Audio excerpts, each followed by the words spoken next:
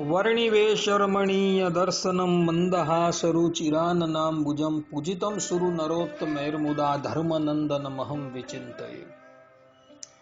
असतो मा षड्गमय तमसो मा ज्योतिर्गमय मृत्युर्मा अमृतं गमय। ओम शांति शांति शांति। આજની જ્ઞાન સભાની અંદર પધારનારા બધા જ ભગવત ભક્તોને વેદાંતાચાર્ય પુરાણ ઇતિહાસાચાર્ય અને ફિલોસોફી શાસ્ત્રી રાકેશભાઈના હેતપૂર્વક જય સ્વામિનારાયણ। ભક્તો, ગયા વખતની જ્ઞાન સભામાં આપણે બધા 16 સંસ્કાર અંતર્ગત આવતા કર્ણવેદ સંસ્કારની વાત કરતા હતા। અનંત કોટી બ્રહ્માંડ નાયક પરબ્રહ્મ પરમાત્મા ભગવાન સ્વામિનારાયણ એઓ પણ જ્યારે આ ધરાતલની ઉપર મનુષ્ય વિગ્રહ ધારણ કરીને પધાર્યા ત્યારે એમના માતા પિતાએ પણ એમના કર્ણવેદ સંસ્કાર કરેલા હતા। શાસ્ત્રોની અંદર જે પ્રમાણે કહ્યું છે તેવા જ સમય પર અને યોગ્ય કાળની અંદર એમના પણ કર્ણવેદ સંસ્કાર કરેલા હતા એવું સત્સંગી જીવનની અંદર લખેલું છે। આ પ્રમાણે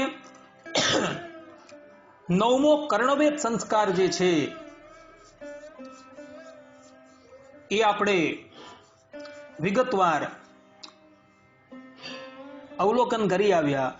હવે આજે સૌથી મહત્વનો સંસ્કાર જે કહેવામાં આવે છે ઉપનયન સંસ્કાર, જેનું બીજું એક નામ છે વ્રતાદેશ સંસ્કાર અને એનું ત્રીજું નામ છે જનોઈ સંસ્કાર, જેને આપણે યજ્ઞોપવિત કહીએ છીએ। ભક્તો, યજ્ઞોપવિત જે છે એ ધારણ કરવાથી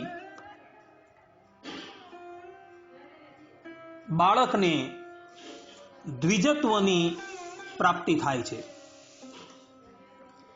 શાસ્ત્રો તથા પુરાણોમાં તો ત્યાં સુધી ભક્તો કહ્યું છે કે આ સંસ્કાર દ્વારા બ્રાહ્મણ, ક્ષત્રિય અને વૈશ્યનો દ્વિતીય જન્મ થાય છે। વિધિવતપણે યજ્ઞોપવિત ધારણ કરવું એ આ સંસ્કારનું મુખ્ય અંગ છે। શ્રીમદ ભાગવતની અંદર એકાદશ સ્કંધમાં ભગવાન શ્રી કૃષ્ણ પોતાના સ્વમુખે 17મા અધ્યાયની અંદર 22મા શ્લોકની અંદર કહે છે કે દ્વિતીયમ પ્રાપ્નું પૂર્વાત જન્મો ઉપનયમ દ્વિજઃ વસન ગુરુકુલે દાંતો બ્રહ્માધીયિત ચાહુતઃ। અર્થાત કે બ્રાહ્મણ, ક્ષત્રિય અને વૈશ્ય ગર્ભદાન વગેરે સંસ્કારોના ક્રમથી યજ્ઞોપવિત સંસ્કાર રૂપ દ્વિજત્વ પ્રાપ્ત કરીને ગુરુકુલમાં રહે અને ઇન્દ્રિયોને વશમાં રાખે, આચાર્ય બોલાવે ત્યારે વેદાધ્યયન કરે અને વેદના અર્થનો વિચાર કરે। અહીં સ્પષ્ટ રૂપે ભગવાન શ્રી કૃષ્ણ કહી રહ્યા છે કે કેવલ બ્રાહ્મણ, ક્ષત્રિય અને વૈશ્ય જે છે એને જ યજ્ઞોપવિત ધારણ કરવાનો અધિકાર છે। ચતુર્થ વર્ણ એવા શૂદ્રને યજ્ઞોપવિત ધારણ કરવાનો અધિકાર નથી। ભગવાન સ્વામિનારાયણ સત્સંગી જીવનની અંદર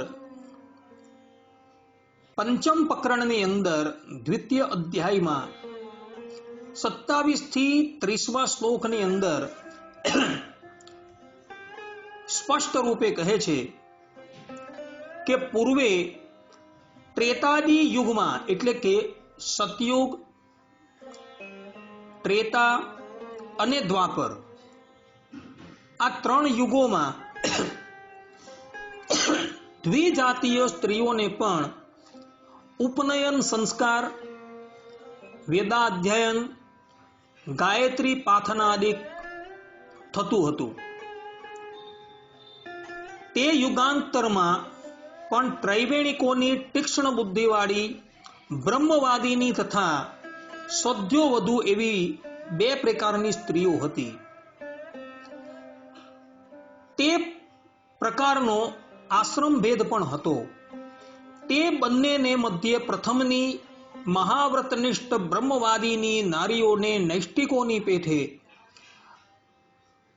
આજ્ઞિધન સદા યાવત જીવન હતું અને ભૈક્ષચર્યાદી નિયમ પોતાના પિત્રાદિ સંબંધી જનોના ગૃહે હતો તથા અષ્ટદા પુરુષ પરિત્યાગરૂપ બ્રહ્મચર્ય વ્રત પણ હતું.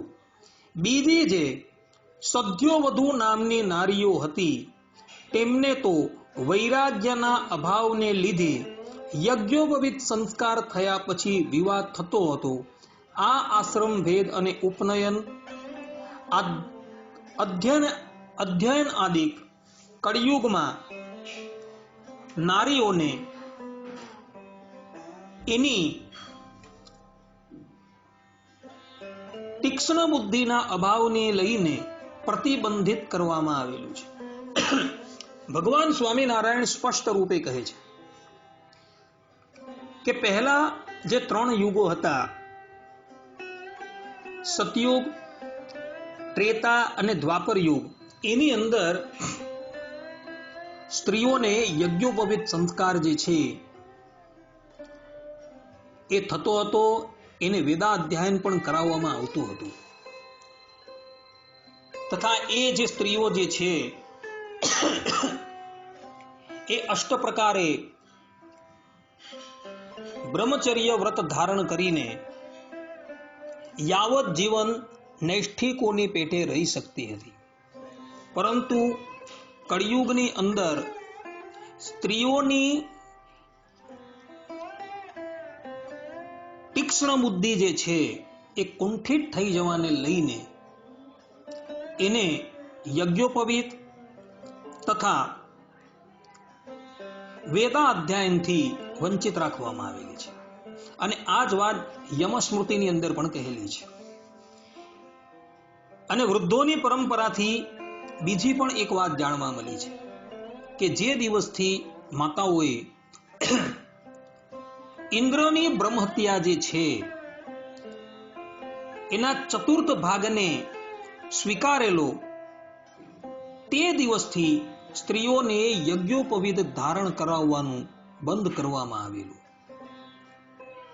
અને એ ઇન્દ્રની જે બ્રહ્મહત્યા એમણે સ્વીકારેલી હતી તે દર મહિને રજો રૂપની અંદર એ એમને દેખાય છે. અને રજસ્વલા ધર્મની અંદર યજ્ઞોપવિતની પવિત્રતા ન જળવાતી હોવાથી સ્ત્રીઓને તે દિવસથી યજ્ઞોપવિત ધારણ કરાવવાનું બંધ કરવામાં આવેલું હતું. આ પ્રમાણે વૃદ્ધોની પરંપરાની અંદર પણ જાણવા મળે છે.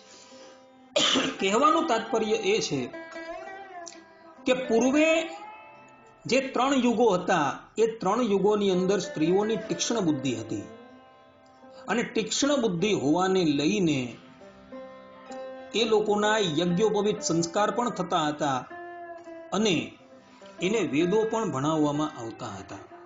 અને આ સ્ત્રીઓ જે છે તે પણ કેવલ 3 વર્ણની જે સ્ત્રીઓ હતી તેને જ યજ્ઞોપવિત થતા હતા અને તેને જ વેદ જે છે તેનું પઠન કરાવવામાં આવતું હતું. પરંતુ ચતુર્થ વર્ણની સ્ત્રીઓને નહીં. પરંતુ કલિયુગની અંદર તીક્ષ્ણ બુદ્ધિના અભાવને લઈને નારીઓને વેદાધ્યાયનથી વંચિત રાખવામાં આવેલી છે. જ્યાં લગીન યજ્ઞોપવિત સંસ્કાર ન થાય ત્યાં લગીન કોઈ પણ દ્વિજના બાળકને વેદાધ્યયન કરવાનો અધિકાર પ્રાપ્ત થતો નથી. આ સિદ્ધાંત વાત છે. કળિયુગની અંદર સ્ત્રીઓનો યજ્ઞોપવિત સંસ્કાર ન થતો હોવાથી તેમને પણ વેદાધ્યાયનથી વંચિત રાખવામાં આવેલી છે. આ સિદ્ધાંત વાત છે.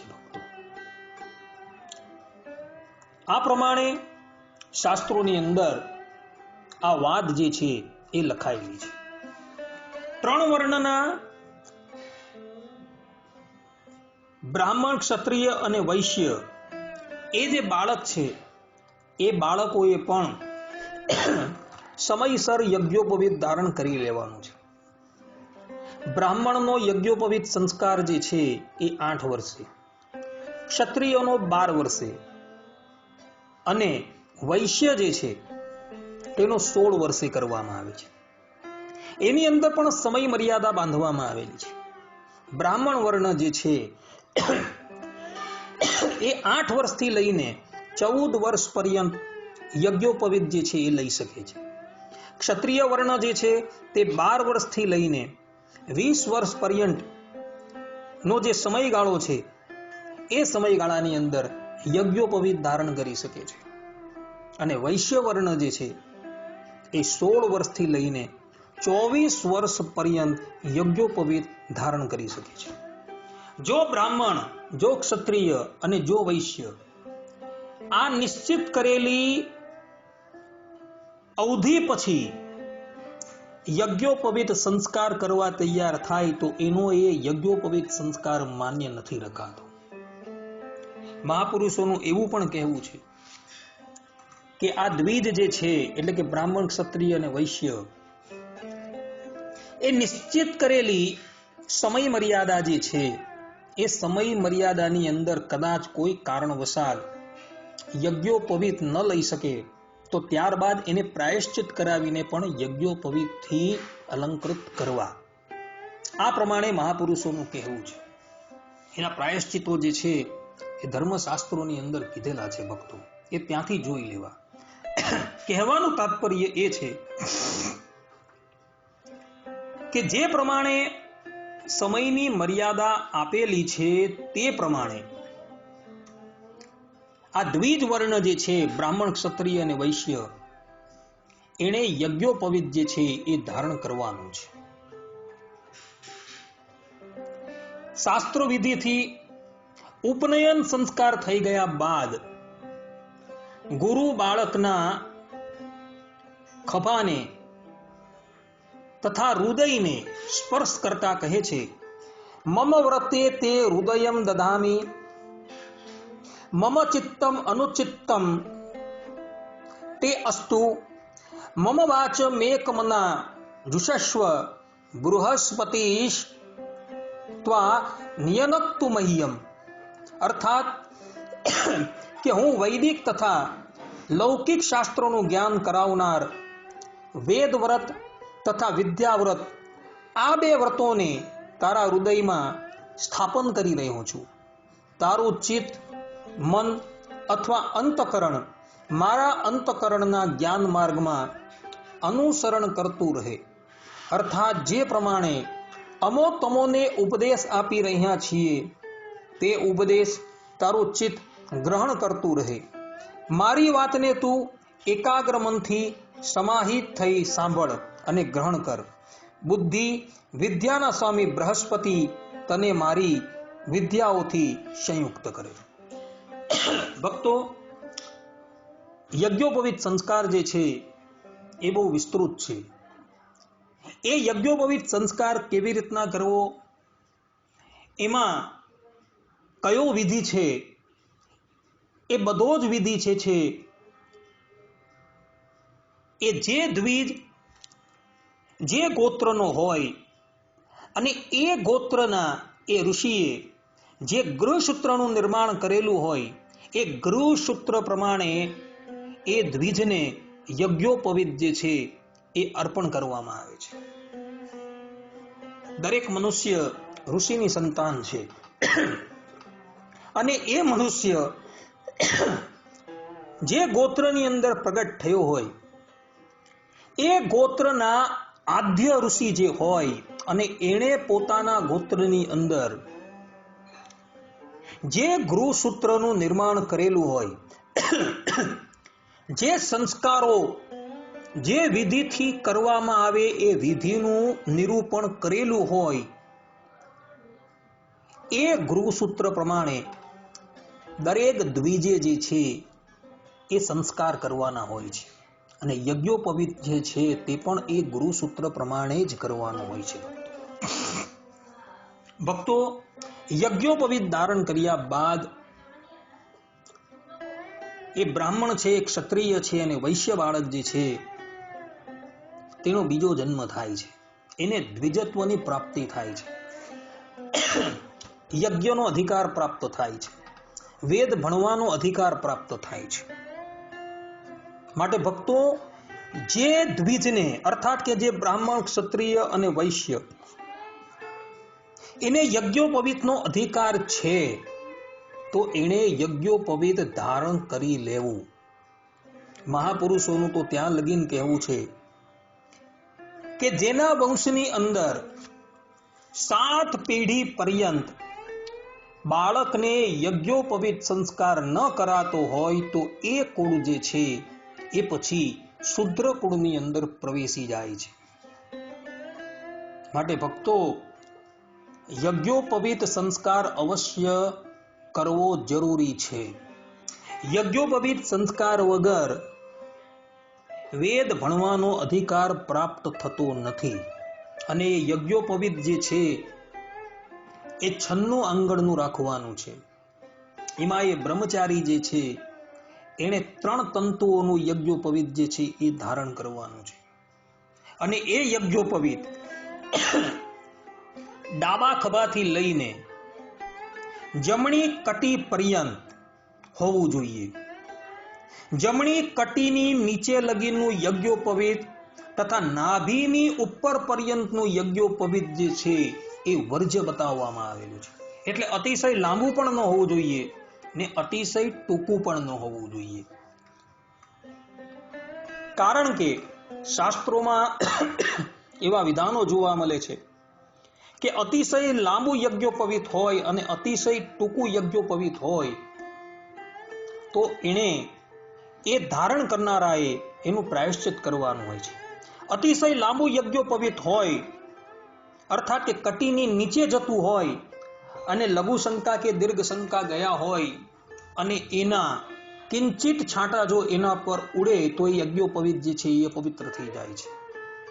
એટલે શાસ્ત્રોની અંદર કહ્યું છે કે અતિશય લાંબુ યજ્ઞોપવીત જે છે એ જે વ્યક્તિ ધારણ કરે છે એ વ્યક્તિ પ્રાયશ્ચિતનો ભાગીદારી થાય છે. અને નાભીની ઉપર જે વ્યક્તિ યજ્ઞોપવીતને ધારણ કરે છે, એટલે કે ખભાથી લઈને નાભી પર્યંતનું જે પણ વ્યક્તિ યજ્ઞોપવીત ધારણ કરે છે એ વ્યક્તિ દિવસે દિવસે પોતાની આયુ જે છે એ ઘટાડતો જાય છે. માટે ભક્તો, શાસ્ત્રોની અંદર જે પ્રમાણે યજ્ઞોપવીત ધારણ કરવાનું કહ્યું છે તે પ્રમાણે યજ્ઞોપવીત ધારણ કરવાનું છે. અને એમાં પણ જે દ્વિજ યજ્ઞોપવીત ધારણ કરનારા છે તેણે બીજી એક ખાસ વસ્તુનું ધ્યાન રાખવાનું છે. લઘુ શંકા કે દીર્ઘ શંકા જ્યારે એ જાય ત્યારે એ યજ્ઞોપવીત જે છે એ એણે પોતાના કાનની ઉપર, એટલે કે જમણા કાનની અંદર ગોળ જે છે એ વાળવાનું છે. શાસ્ત્રોમાં ત્યાં લગીન કહ્યું છે કે જે દ્વિજ બાળક હોય એ લઘુ શંકા કે દીર્ઘ શંકા ગયો હોય અને યજ્ઞોપવીત જે છે એ કાનની ઉપર ચડાવવાનું ભૂલી ગયો હોય તો એણે તત્કાલ એ યજ્ઞોપવીતનો ત્યાગ કરી નવું યજ્ઞોપવીત જે છે એ ધારણ કરવું. અને આ યજ્ઞોપવીત જે ને ભક્તો, એ પણ દ્વિજે દર 4 મહિને બદલી દેવાનું છે, એવું પણ શાસ્ત્રોની અંદર વિધાન છે. દર 4 મહિને યજ્ઞોપવીત જે છે એ બદલવાનું છે. યજ્ઞોપવીતની નિત્ય શુદ્ધિ કરવાની છે. મૃત્તિકાથી એની શુદ્ધિ કરવાની છે. મૃત્તિકાના અભાવની અંદર ભસ્મ છે એનાથી એની શુદ્ધિ કરવાની છે. અને એ પણ ન હોય તો અંતે ઘરમાં જે સાબુ હોય એના દ્વારા પણ એ યજ્ઞોપવીતની શુદ્ધિ કરવાની છે. યજ્ઞોપવીતના નિર્માણની વિધિ જે છે એ શાસ્ત્રોની અંદર બતાવેલી છે. બજારમાંથી આપણે લાવ્યા અને તરત ગાયત્રી મંત્રનું ઉચ્ચારણ કરતા થતા આપણે ધારણ કરી લઈએ, એ વાત સંપૂર્ણપણે ગલત છે.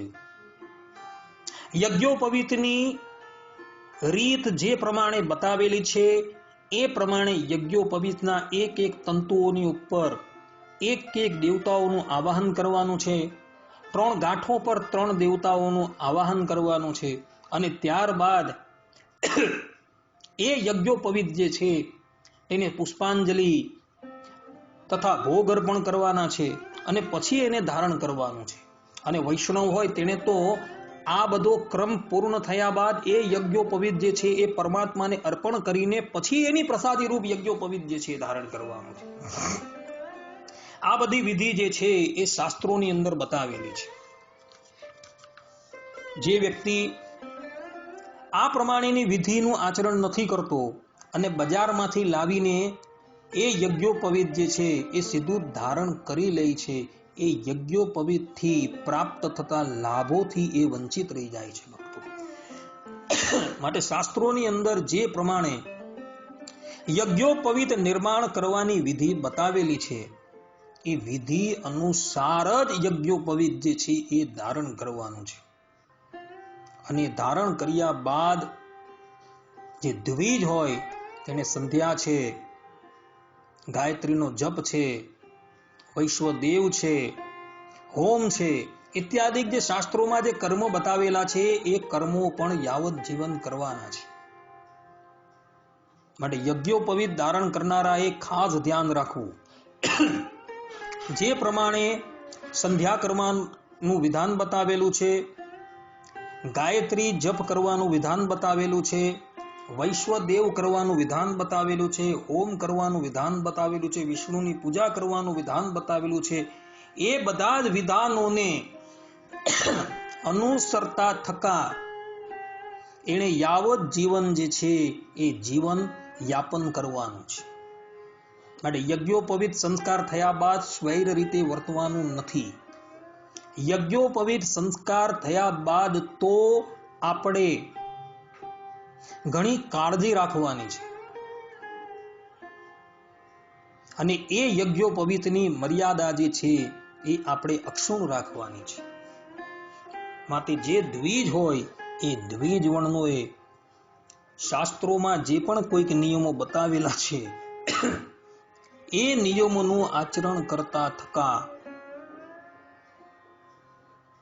પોતાનું જીવન જે છે એ યાપન કરવાનું છે. આ પ્રમાણે યજ્ઞોપવિત સંસ્કાર જે છે એનું વર્ણન શાસ્ત્રોની અંદર કરવામાં આવેલું છે. અહીં આ પ્રવચનને આપણે વિરામ આપીએ છીએ. આ સાથે 10મો સંસ્કાર વ્રતાદેશ યજ્ઞોપવિત સંસ્કાર એનું નિરૂપણ પૂર્ણ થઈ જાય છે. હવે પછીના પ્રવચનની અંદર આપણે 11મો સંસ્કાર જે છે વેદારંભ સંસ્કાર તેનું વર્ણન કરશું. ત્યાર લગીન બધા જ ભગવત ભક્તોને હેતપૂર્વક જય સ્વામિનારાયણ. સર્વે સંતુ નિરામયઃ, સર્વે સુખીનો ભવંતુ, સર્વે ભદ્રાણી પશ્યંતુ, મા કશ્ચિત દુઃખ ભાગ ભવેત. અસ્તુ. જય સ્વામિનારાયણ.